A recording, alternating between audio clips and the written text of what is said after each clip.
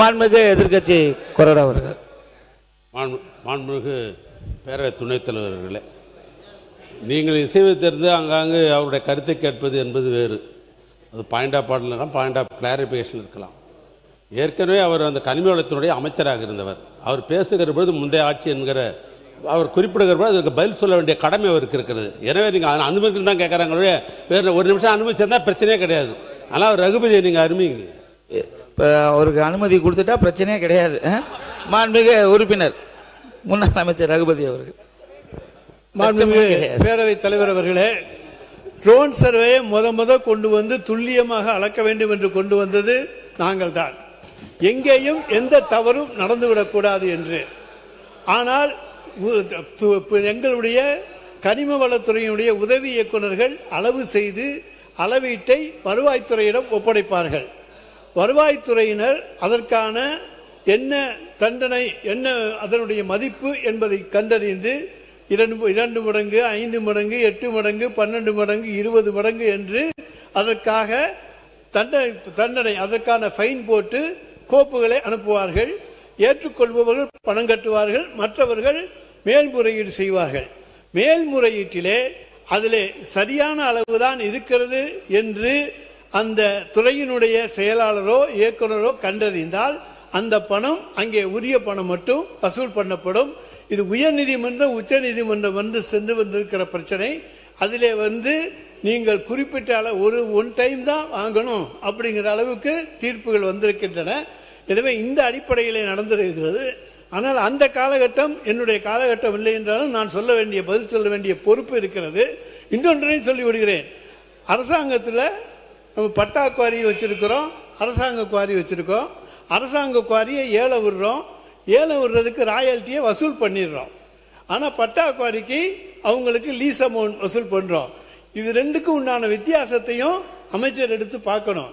அடுத்ததாக நிச்சயமாக எந்த வகையிலையும் அதிகாரிகள் எங்கேயாவது விட்டிருந்தாலும் கூட ஆழமாக வெட்டியிருந்தா அதுக்கு அவன் ஃபைன் கட்டித்தான் தண்டனை அனுபவிக்கணுமே தவிர யாரும் தப்பிச்சு போகவே முடியாது. எந்த காலத்திலும் அவன் மாட்டிக்கத்தான் செய்வான். அதாவது ஒரு கல்குவாரியிலே ஒருவன் அளவுக்கு அதிகமாக வெட்டி எடுத்திருந்தால் அவன் தப்பித்து போவதற்கான வாய்ப்பே கிடையாது. எந்த காலத்திலும் அதற்கான அபராதத்தோடு அவன் பணம் கட்டித்தான் ஆக வேண்டும். எனவே யாரையும் தப்பிக்க விட வேண்டும் என்கின்ற நோக்கம் எங்களுக்கு எந்த காலத்திலும் இருந்ததில்லை. எந்த விசாரணையும் சந்திக்க தயாராக இருக்கிற அரசு தான், தயாராக இருக்கிற இயக்கம் தான் நாங்கள் திராவிட முன்னேற்ற கழகம். ஒரு நிமிஷம் அமருங்க. இந்த 2 விவாதத்துக்கான பதில துறை ரீதியான அமைச்சர் முன்னாடியே நீங்க சொல்லிட்டீங்க. லைவ்ல பார்த்துட்டு இருக்க உங்களுக்கு தெரியும். சரிங்களா? இந்த 2 இதுக்குமே இப்ப நீங்க பேசுறீங்களா? பேசுங்க, சிம்பிளா பேசி முடிங்க. மாண்புமிகு அமைச்சர். இல்லை, மாண்புமிகு முன்னாள் அமைச்சர் சொன்னது சரியான விஷயம் தான், கரெக்டு தான். ஒன்ஸ் கல்குவாரியில் ஒரு தடவை அதை எடுத்துட்டாங்கன்னா அதை மறைக்கணும். நிறைய இடங்களில் எம்சாண்ட்லாம் போட்டு மறைச்சிக்கிட்டு இருக்கான்னு கேள்விப்படுறேன். பட் இருந்தாலும் கண்டுபிடிச்சிடலாம். நான் சொன்னது gravel and ordinary earth. Gravel அள்ளினதுக்கப்புறம் ஒரு மழை பெஞ்சிச்சுன்னா அதில் என்ன அள்ளினான்னு யாருக்குமே தெரியாது. அது எப்படி கண்டுபிடிக்க முடியும்? அள்ளும்போதே மானிட்டர் பண்ணால் மட்டும்தான் அதை கரெக்டாக அள்ளுறாங்களா இல்லைன்னு பண்ண முடியும். அள்ளி முடிச்சதுக்கப்புறம் ஒரு மழை வந்துச்சுன்னா எவ்வளோ அள்ளாங்க, எப்படி அள்ளாங்க, யாருமே கண்டுபிடிக்க முடியாது.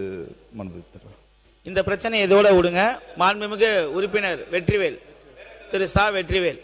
இல்ல இருங்க ஒரே நிமிடம் நல்லா புரிஞ்சுங்க. ஏற்கனவே ஆண்டவங்க இன்றைக்கு ஆளுகின்ற அரசு அவங்க ஒரு பதில் சொன்னாங்க, அதுக்கு ரிப்ளை இவங்க கொடுத்துட்டாங்க. இந்த சப்ஜெக்டை இதோட விடுங்க. இல்ல அனுமதிக்க முடியாது. மாண்புமிகு உறுப்பினர் நீங்க பேசுங்க.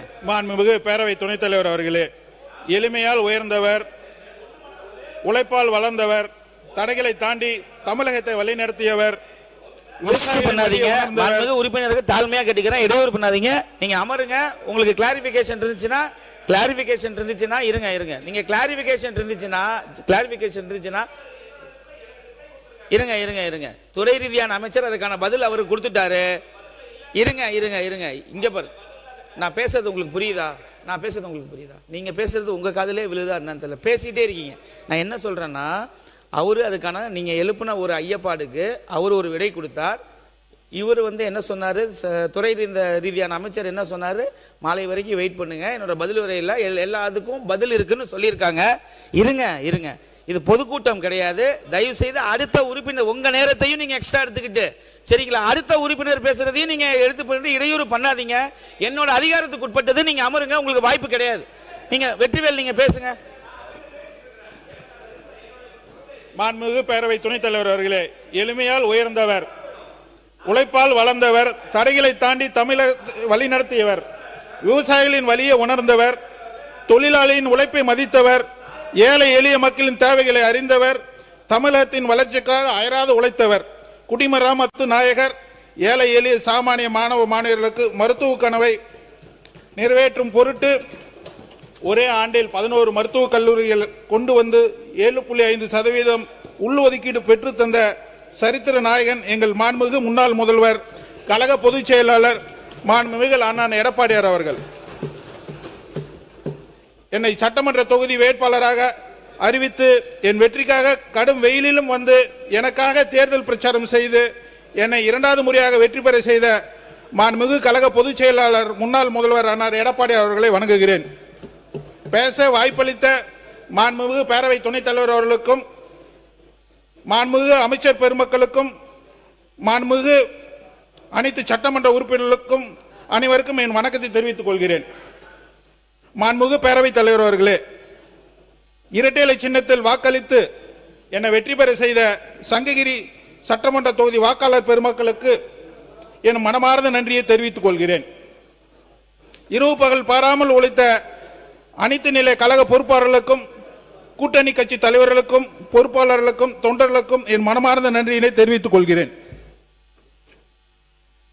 மாண்புமிகு பேரவைத் தலைவர் துணைத் தலைவர் அவர்களே, முதல்ல என் தொகுதி கோரிக்கைகளை இப்பேரவையில் தெரிவித்துக் கொள்கிறேன்.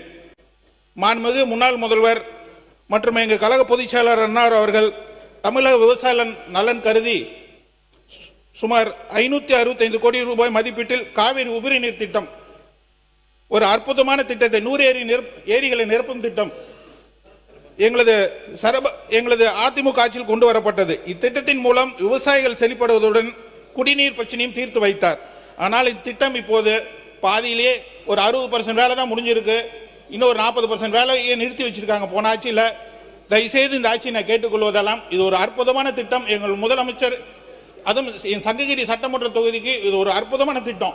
இந்த ஏரி தண்ணி எங்கெங்க வந்திருக்கோ, ஆல்ரெடி முடிஞ்சிருக்கோ, அதெல்லாம் பார்த்தீங்கன்னா இன்னைக்கு தண்ணி மேலாக இருக்கு. அது நேர் பாதி ஆப்போசிட் தொகுதியில் பார்த்தீங்கன்னா தண்ணி இன்னைக்கு 1200 அடி போனால் கூட தண்ணி இல்லாமல் ஒரு சூழ்நிலை இருக்கு.